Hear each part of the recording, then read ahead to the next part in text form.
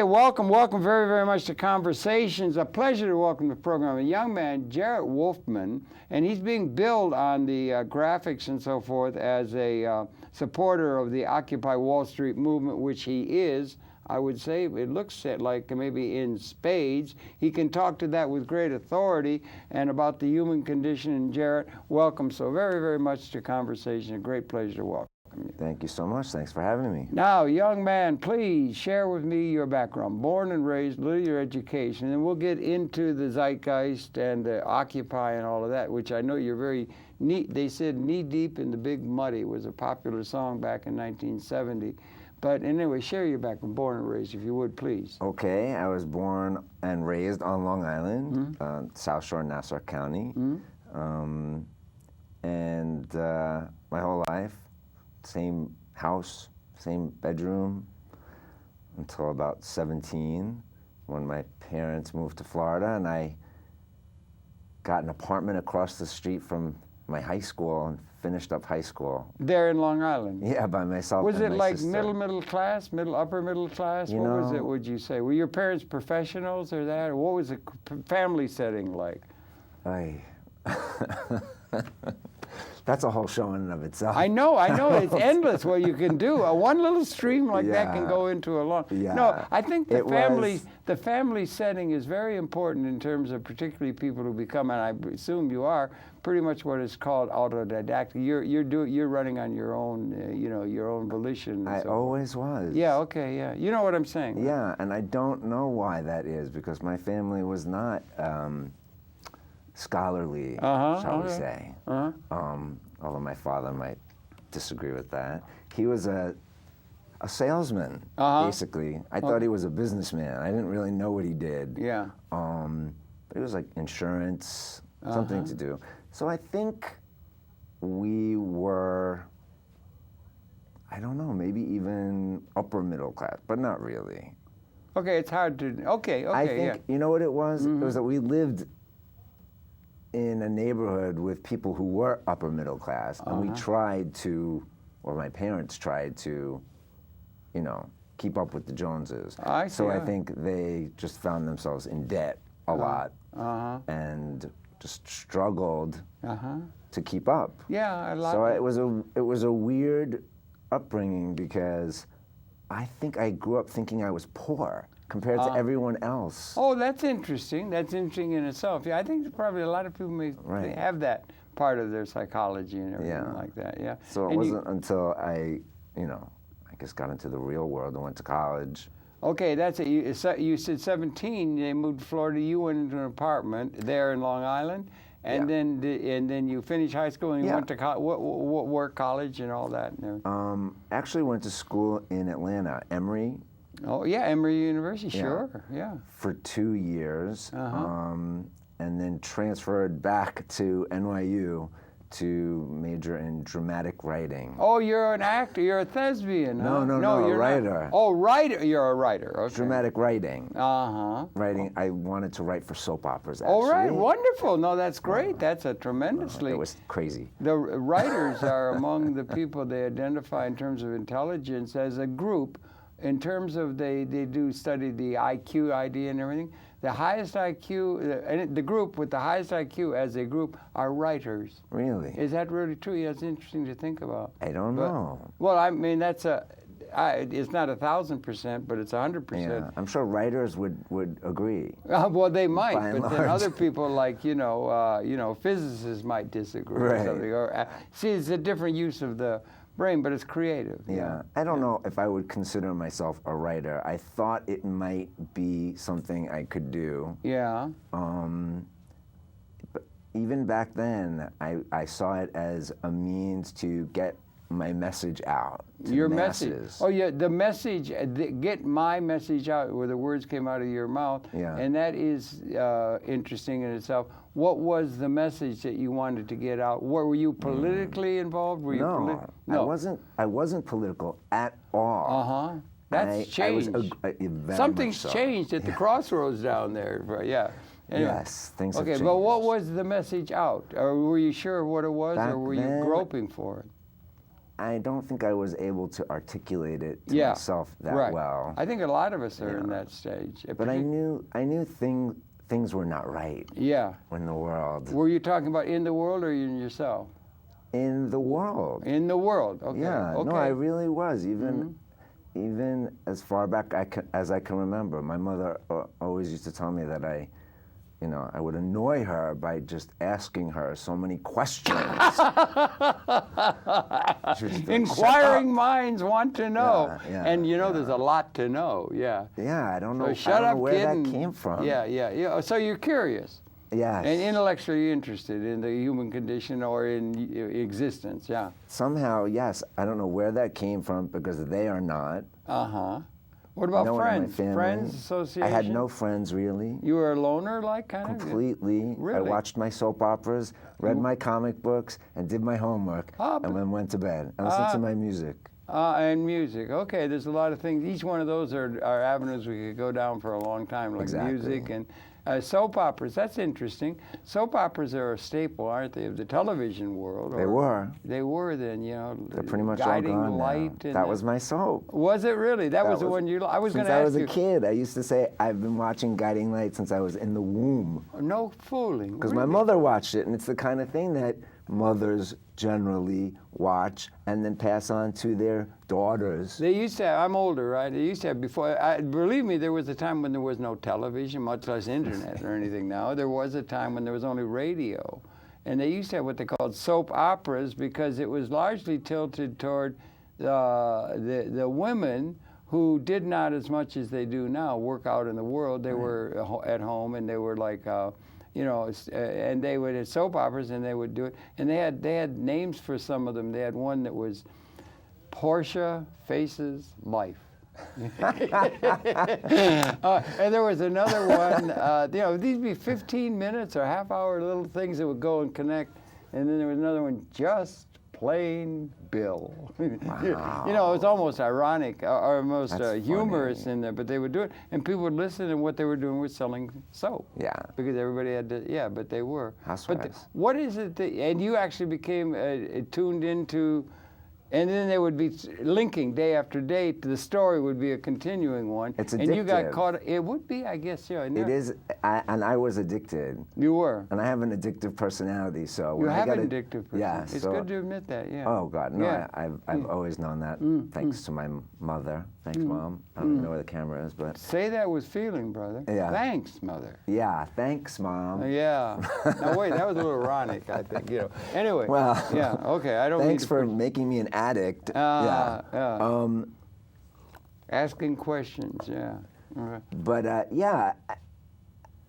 I guess for a lonely kid. Yeah. You were lonely. Okay, that's interesting. Yeah, sure. Yeah, I think I was lonely. Okay. Okay. My sister was about 5 years older than me. Yeah. That's another. That's And- almost a generation. I mean, 5 years is a lot. Yeah. Yeah, no, so Yeah. we didn't really interact. Right. And, except for when she was beating me up. but Oh, that's she another beat you story. up. Yeah. I had two older sisters, right? One of them was just like 5 years older than me. Did she beat you up too? No, she was in a different, it was just like a different thing, but the other one was closer to me, and she used to beat me up regularly. See? And my daddy was a lawyer, and she used to beat me up regularly when she was bigger than me and everything. And then I got to be bigger than her. And he said, young man, sit in that chair. You are going to be a gentleman. And, sir, and are you listening, son? Yes, sir. Yes. A man never lays hands, I don't use those words, on a lady, ever, under any circumstance. But I said, she knows judo chops, and she's big, and it's not fair. She used to beat up on me. Now I can beat up on her, and I can't do it. It was really interesting, the kind of play, because it has funny. metaphoric resonancy with the time in which we live, maybe. A lot of people have been beaten up by the society. We had slavery, all that kind of stuff, and there's a lot of resentment against that. So it may be metaphorically relevant to what we got to get to, Absolutely. which is Occupy Wall Street, because you're a real initiator of that whole movement that's roiling the earth now. Well, I don't. We got to get to that. Yeah, I don't know how Because much we of could an hang up- initiator I am, Yeah, but no, you're one of the. Okay, you're a spark plug there. Yeah. Okay.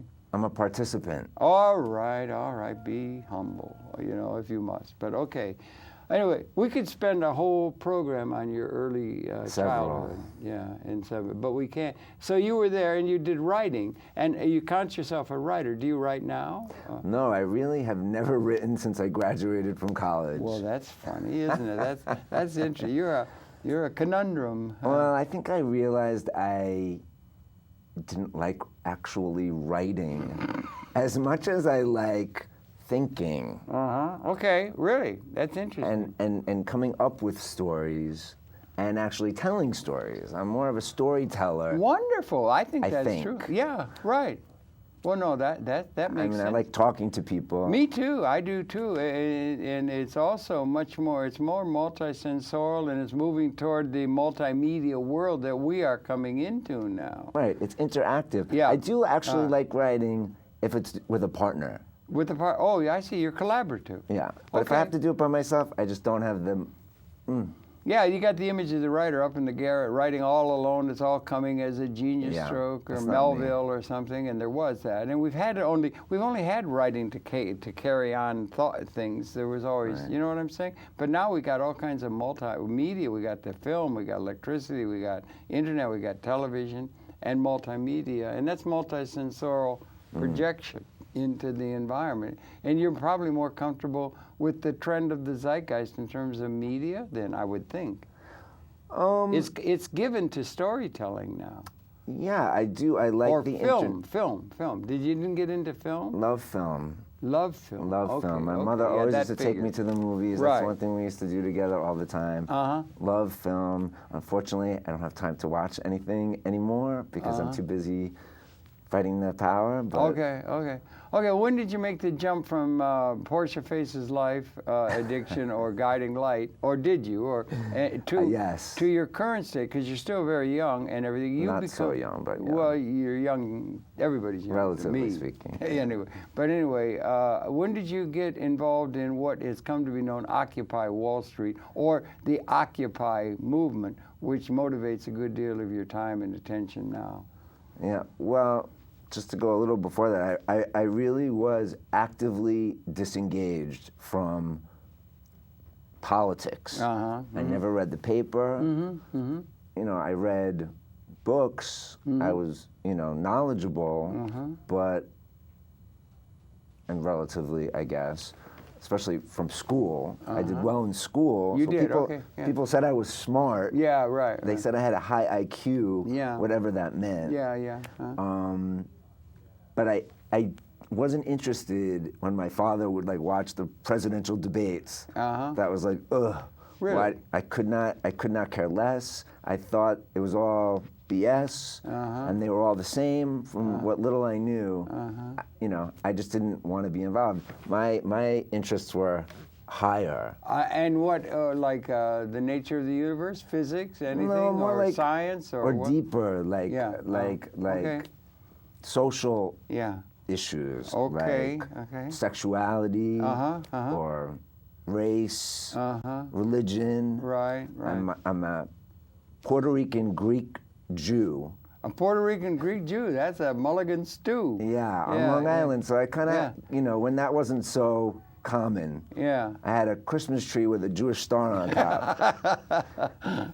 So I think that it gave me a sort of an outsider's perspective my whole life. A lot of writers are from that perspective, and a lot of the Occupy thing is from that perspective. So you think? Yes, absolutely. Yeah. Okay. So I think I was predisposed to it, but it was only until later on in my life, in my late 20s and the early to late 90s, when I started becoming aware that things in politics actually were affecting my life. Like when Giuliani started closing down nightclubs because they didn't have cabaret licenses. And I was like, what is this, Footloose? You need a license to dance in New York City? Right.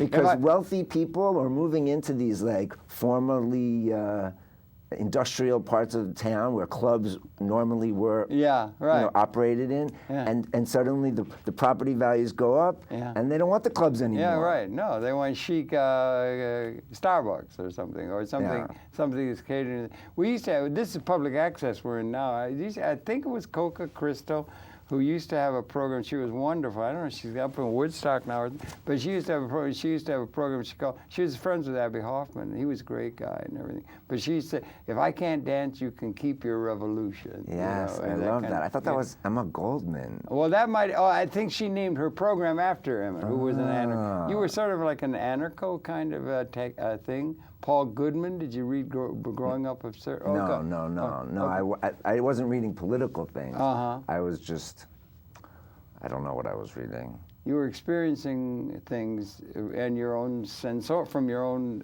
sensing. I was reading what I was given in school. That was pretty much to the extent get through of my school. Yeah. Yeah. Did you like school, even up into the university and that? I don't know if I would say I liked it. I don't think I ever liked it. I didn't like school until the top of the high school and then at university. And then you got off to as much as you could, you're just on your own. And what you do is you like learning. You like learning and understanding. You know, that's called autodidact. People are very capable of, if they've got a curiosity and it's a lifelong curiosity, there's so much to learn and it's also interesting, is it not? I love learning. Yes, me too. But I hated being tested. Yeah, right. And now the educational process is nothing but testing. It's like some sort of behavioral psychology dream world, you know, they're trying to test to get market valuable indications of something quantitative. That's what the whole thing has been recently. And I think also as a method of squelching the love of learning from us as early as possible, because there's nothing better, you know, there's no better way to snuff out that desire to learn them by, just wrote. Exactly. Yeah. I agree. I never liked school when I was young. I mean, you know, at all and everything. And our family was that's what I was asking you about the family. There's things going on. There's interesting conversations in the people you relate to, you know, your own personal life. I think it's true. I agree with you that's the thing. Now, when and what and how did you become interested in that condition? You got a university degree in writing. You want to write all that, and you're interested in learning. When did you become interested in it's only been just born yesterday, the Occupy movement? Maybe you could talk about that. I can't remember exactly when, I had been hearing things, getting emails, because by that point I had been activated. From Giuliani to Bloomberg to Bush, 9/11. Did you say you were inspired by our President Bush? He was your hero? Making a joke, son. Inspired, yes. Yes. Inspired to action. Yes, right. Jolted, or jolted. You know, I wasn't that excited by Obama, but you weren't even in 2008 when he was elected. Yeah, no. And so you were still not into an activist, really busy mode, even as recently as the last election. I was, but I didn't think Obama was the answer. I thought he was a good talker, but in the hysteria of Obama, I was like, he's just another shill. Okay. Was there anyone that you ever were interested in, or Clinton, or anything? No. Or no, you weren't. Or anybody in the public leadership, in quotes, role that the political people would do. Was there anybody who turned you on, as they say, ever? Bernie Sanders? Bernie Sanders. I mean, the only person I could think of that I actually... So you had I'm sure there's a couple here and there. You had leanings toward justice for what's called in the wisdom schools, the care for and concern for and empathetic understanding of the least advantaged among us? Yes. Was that something that was intrinsic? It is to me. I think it maybe to me. I wish it was intrinsic in everyone. Yes, but it's not, is it? It seems to be. I don't think it's something we're born with. I think it's something we learn if we're taught well, or if we lived in a society that valued those values, then more people would have that. But we never have, it would seem. There's always some small group that runs everything, and everybody else are more or less seen as, Well, they used to have kings, and they lived in they always had big palaces, racks of lamb, and all kinds of beautiful things and everything. And then the serfs were wallowing around in the mud. And, you know, and they'd have people who would run things, and then the people didn't matter. They were just seen. We had chattel slavery for a long time. Yeah, and that kind of thing. I think it's been like that throughout all of human history. We're beginning to think maybe something's changing that makes possible a thing that will take into account the full potential of everybody and the ecology in a way that never it has. Can you begin to get a glimmer of something really transformative? Absolutely. Okay, I mean, good. I always think there's the potential for that. And Occupy Wall Street, to me, is the latest and best hope that we have to bring that about. I mean, speaking of intrinsic, if anything's intrinsic, really, and people make the argument that it is the opposite of that. This you know, survival of the fittest. And not to care for others, but only about yourself. I mean, I guess that's the whole Ayn Rand philosophy. Well, objectivism, they call it, And, you know, I guess a good argument could be made for that we are animals. We come from, you know, we've evolved from, you know, a lower, quote unquote, form. But, you know, I would like to think that as human beings, we have evolved to a place beyond that, above that at least. We're animals, but we have something that the other animals do not have. I don't know what it is. I don't know how to prove it, but I know it in my heart. I know it in my being. I know I can make, even if it's self-awareness or the ability to think, I think is what makes us different and makes us capable of, even if we do have those instincts genetically embedded in us, we can fight them and we can be better than that. We can be empathetic. We can, you know, care about others even before ourselves.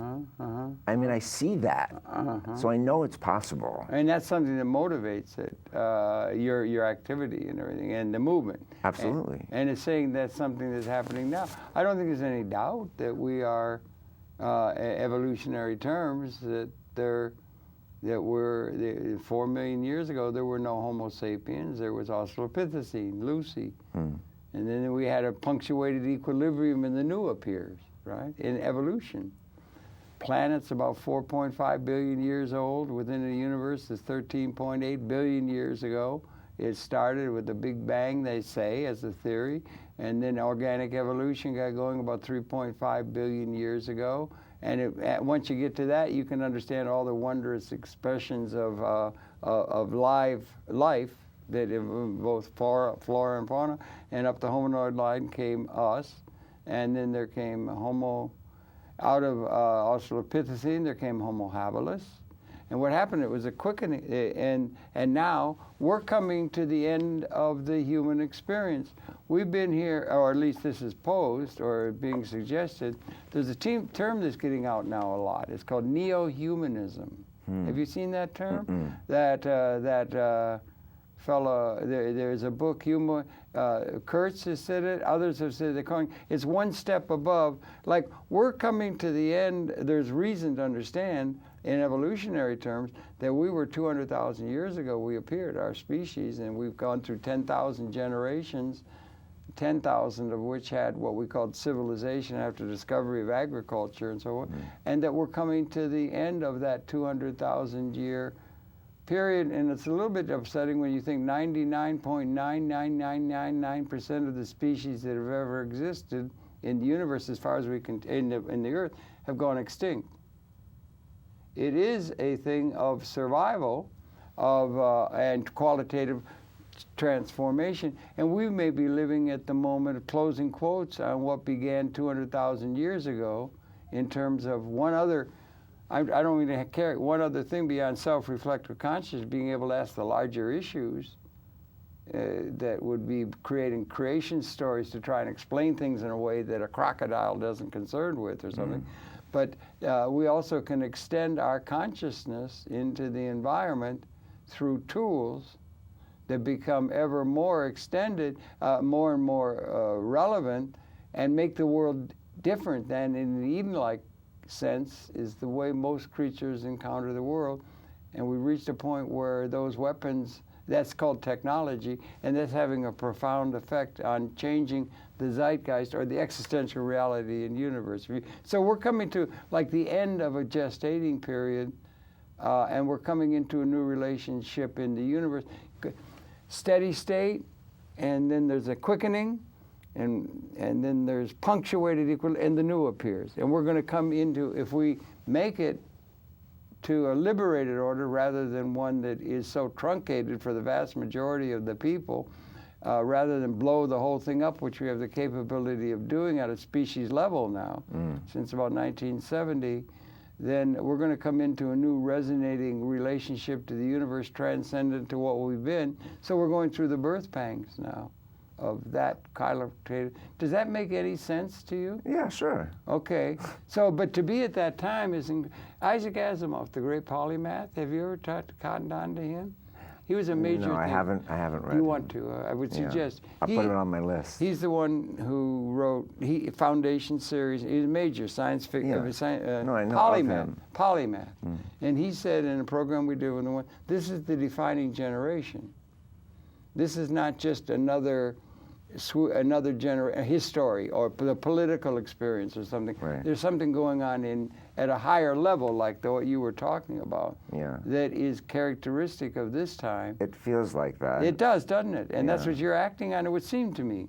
That we may actually get a world of justice, every human being operating in a maximal way that's inherent to their own capability, with an appreciation of the ecology, without raping the planet and without having all the Sturm und Drang of a scarcity-laden reality where for me to gain, you had to lose. A war, realpolitik still reigns. Whoever's got the gun sets up the rules of the game to their advantage. All of that still holds in terms of the inherited institutions that are outdated, that we've inherited. So we got to have something new, right?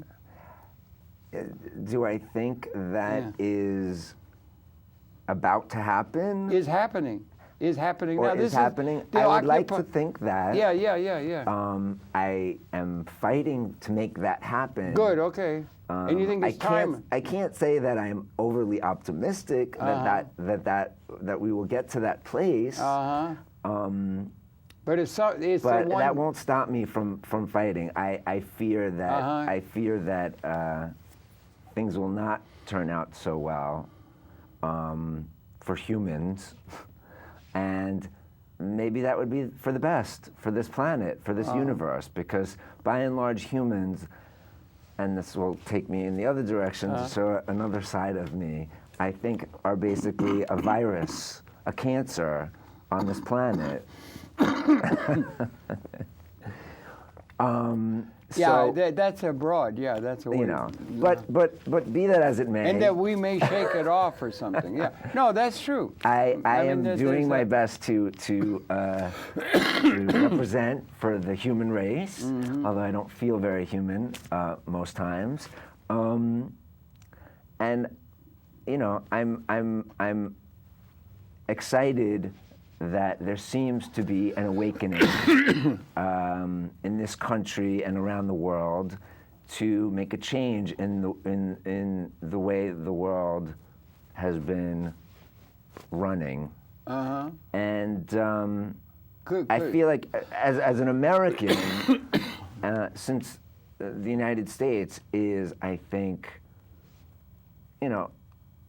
while we're still young, as a country, we've done a lot in our young short time. Exuberance, yeah. And I think we are mostly responsible for the ills that are in the world at this point.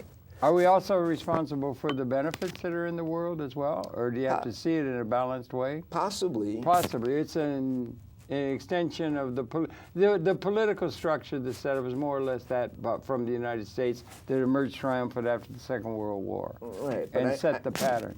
We could have an entire discussion about, what really are benefits and what some people consider benefits. Right. Are they really beneficial? Is technology really beneficial?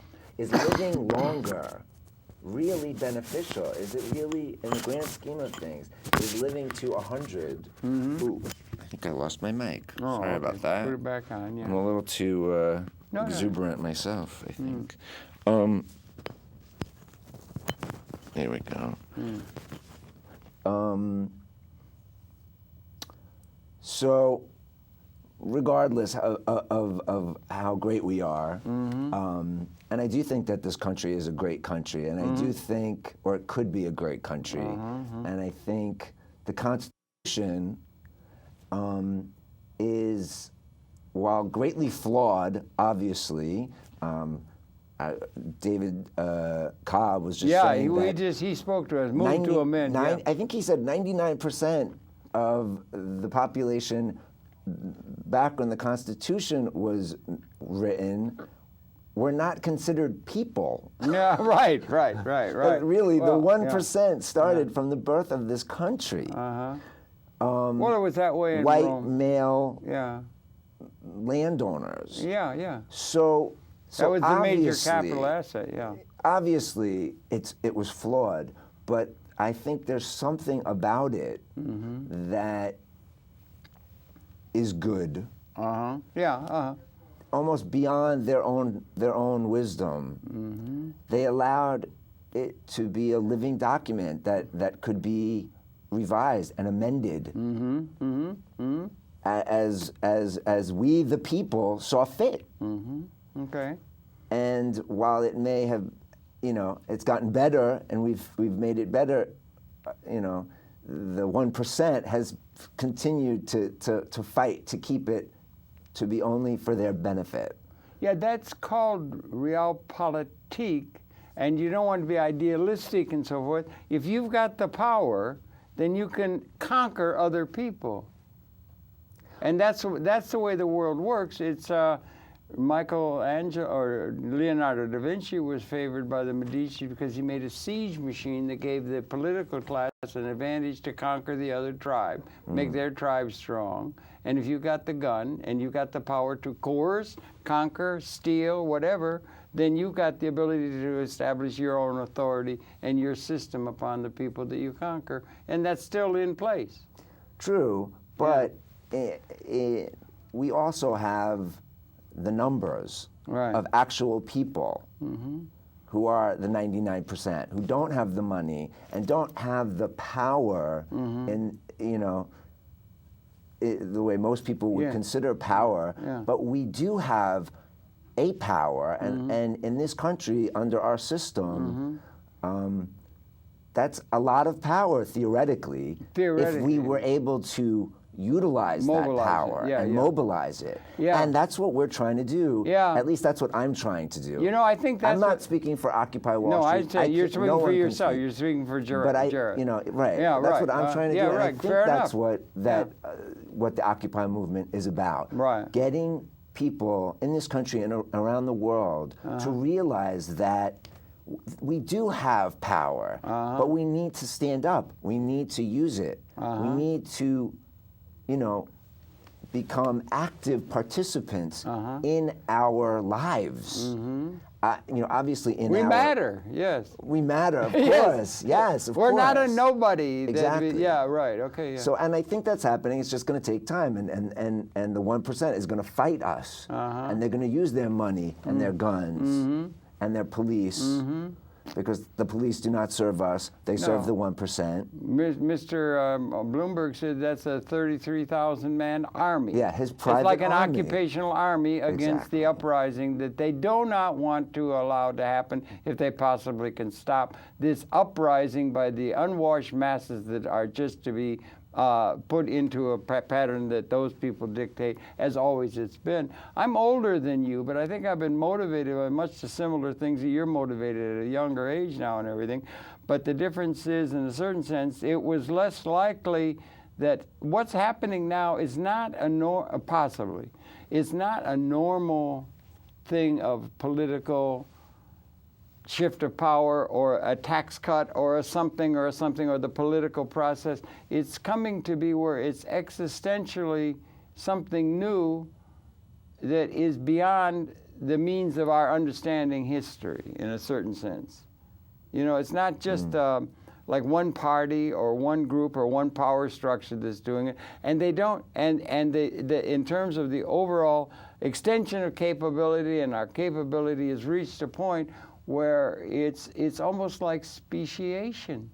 I don't know this term. I think it's destined to become a step above the normal perception, where you get into avoiding all the supposed creation myths that gave meaning to that self-reflective consciousness in the name of religion and so forth. There's nothing absolute. It's synergetic. It's up for grabs in a certain sense. But that it's time. And a pregnancy in an elephant is 22 months. And you think of it in gestating terms. In a human being, it's 9 months. Women might be more aware of that than men or something. But you get to a point of a process, and then there's called a quickening, and then it happens at a time. And you can say, well, why doesn't it happen at 3 months? Why doesn't it happen at 12 months? It happens at 9 months in their order, and that's coming now inevitably is being felt by people around the world, that there's a capability of liberating people that our institutions and our structures will not allow us to realize. Only reified power structure of a few over the many, and it's coming to a point where beyond just the politics that have always been there, do you understand what I'm saying? It's something that's coming to a point, in this term neo-humanism, or neo is new, like Neolithic. You understand what I'm saying? Yeah. So you were born into a time, and that's what I think perhaps you're reacting to. It's something Bobby Dylan said in his poetry back in the 50s, is something's blowing in the wind. It's being picked up by everybody, and the power structures du jour. United States, all the systems that are set up are under tremendous pressure because they are out of date in their assumptions with something that's been qualitatively changed at a higher level that you intuitively are in touch with. Do you think that's part of what motivates the Occupy Wall Street movement and the reaction against it? Yeah, of course. Okay. And more everyday, down to earth. Yeah, things yeah, like okay, getting okay, eaten yeah. by cops. Yeah, yeah. Yeah, okay. But to or occupation armies or anything. Yeah, You know, we killed a exactly. couple million people in Iraq. Yeah. We're doing it all over the world. It's everything. Yeah, okay. But you know, to really get down, I mean, to what we're doing. I didn't actually sleep in the park, because luckily I actually live you here. did? And I have You a went bed. home to a hot shower Yeah, in bed? I was not camping When you out. get I a am not camera, come in camper. tight on this, show it if you can, Josh. Give them time to focus on this. Okay. And the thing is, that, you know, that goes to the question of who is a real occupier. What is Occupy? Who is in the movement? And people argue about that. Some people say if you weren't sleeping there, you're not really an occupier. Well, some people say, you know. Can you come on the camera or not? I don't know. Maybe they can't do. Maybe you have to come to this one. I don't know why they're not coming in on this. Can we come in on this, Josh? I'll just hold it up. Here you go. Come in tight on this now. He's coming in now on your flag, right? I see. Yeah. And this is the working group that you're involved with. Exactly. Okay. Because now come in really tight if you can on this. It's like a postage stamp. I'm all for those lofty, you know, ideals, but I actually want to get to work making change right now. And as far as I'm concerned, all of our issues that have always divided us, whether it's the environment or war or whatever, are all at their root tied together by money economics in our political system. So this is one of the working groups of the Occupy movement, and it's called Get Money Out of Politics. And you found that to be something that's singularly important. Absolutely. Okay. And it's something that I think everyone in the movement, unless you're an anarchist, but if you are trying to work within the system, and a lot of us are, it is the thing that we can all agree on, really, and it's the thing that prevents any of us from making real change. So we need to focus on the root. And the first thing we need to do is get a constitutional amendment that allows us, we the people, and our representatives in Congress, to regulate fully Come back political on it, please, campaign a minute. financing. Can you come back on it? Or, yeah, you come back. Okay. Now that's really interesting, and that's there. Okay, that's enough. Here, now, and you got a flag of the United States, and those up in the where there would be stars. Those are all the corporations, the private sector corporations that, in real terms, run the world. Exactly. And that's what has to be addressed. That the assets exactly. are all owned by a tiny group, who are getting overwhelmingly rich as they vitiate all the things that serve the people who are less advantaged and not super rich. Yes. That's the basic issue. And I believe that view. we have the power to take back our government from the moneyed interests. It's not just the corporations, it's the money. Anyone with more money has more say in our government than the rest of us. That's not a democracy. Yeah. It's supposed to be our voice, our vote. One person, one vote.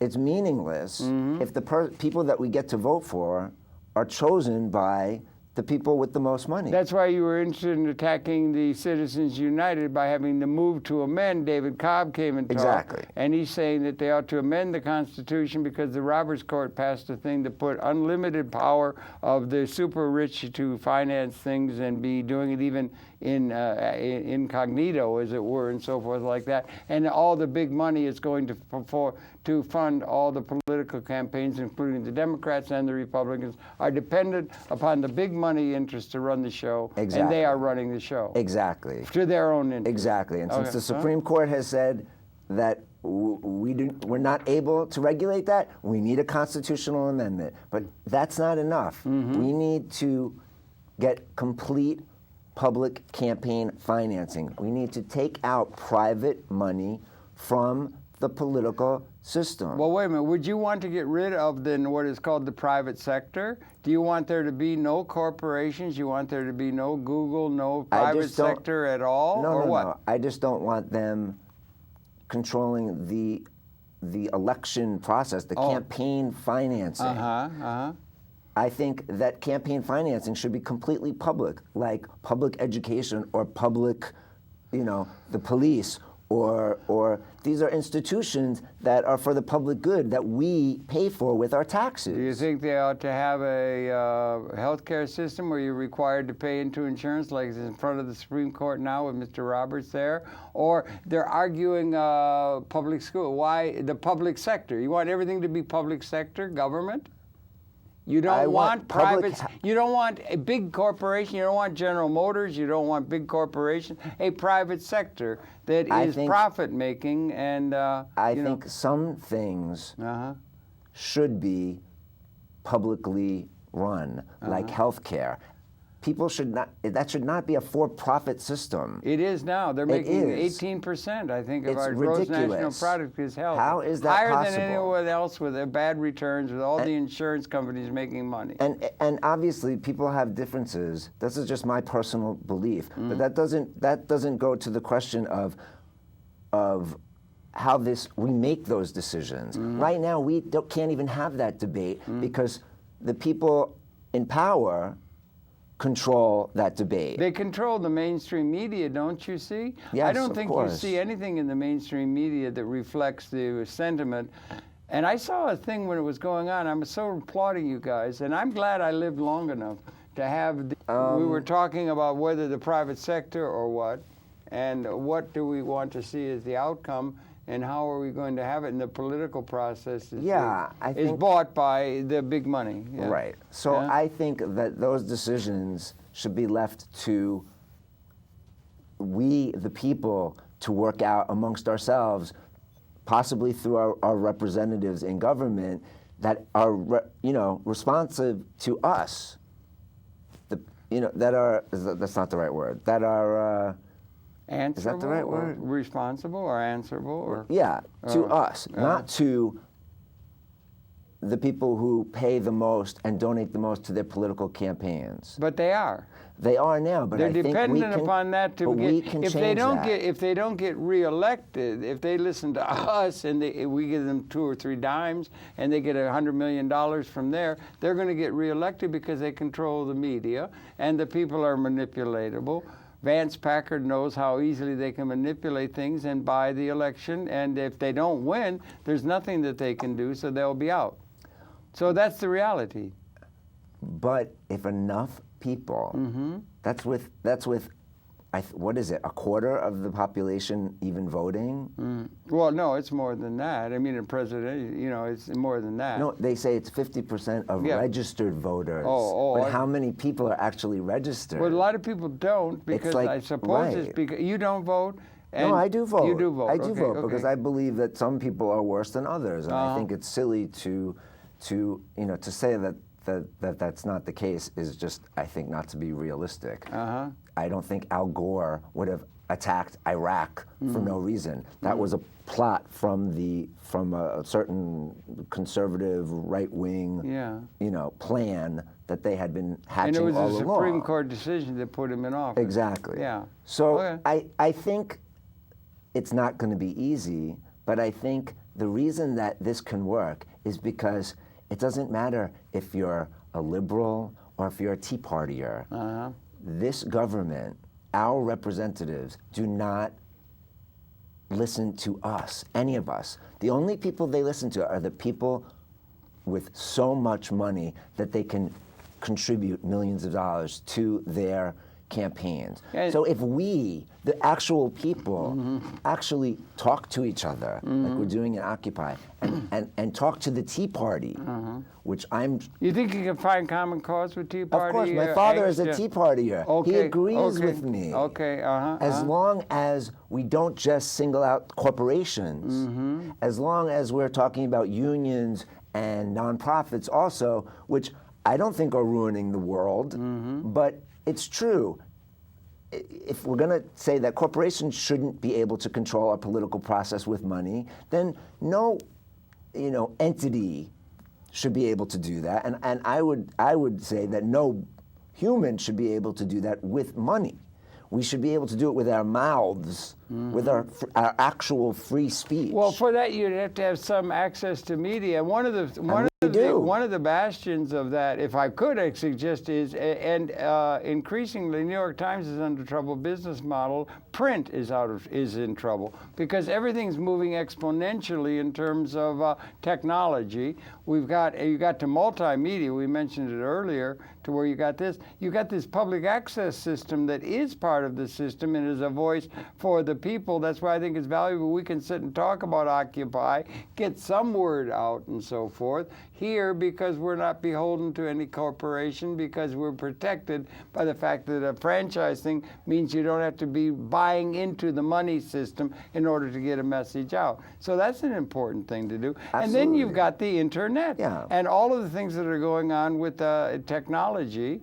And with that, and that's going exponential now. And we're using it. We're creating our own media, and that's why this movement is spreading the way it is. It is. So it is. So spreading. that's something that's different. Okay.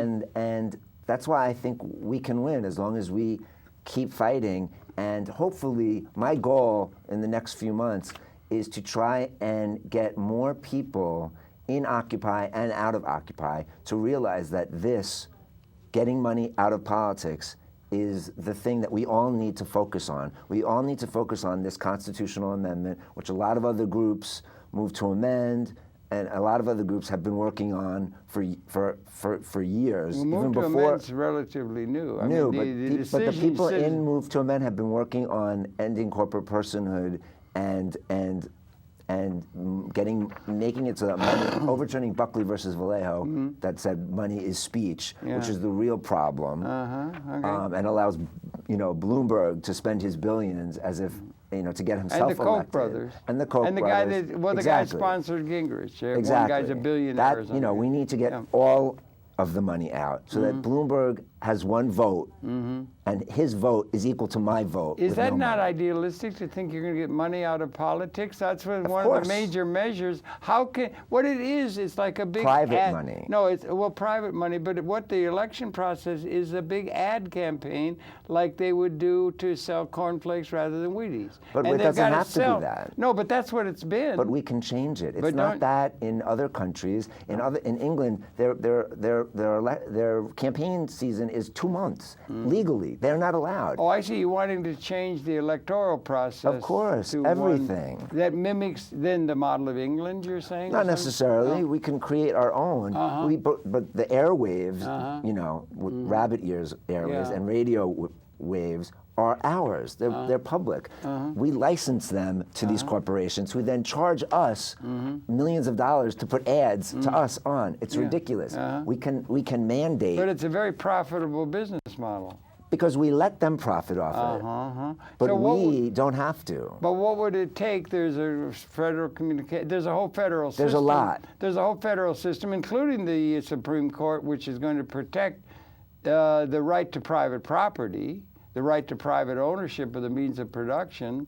They're going to protect that. They're not going to do away with it. But the airwaves are not private. No. They're public. But they're protecting the power structure. And the power structure is based upon ownership of capital assets that create wealth.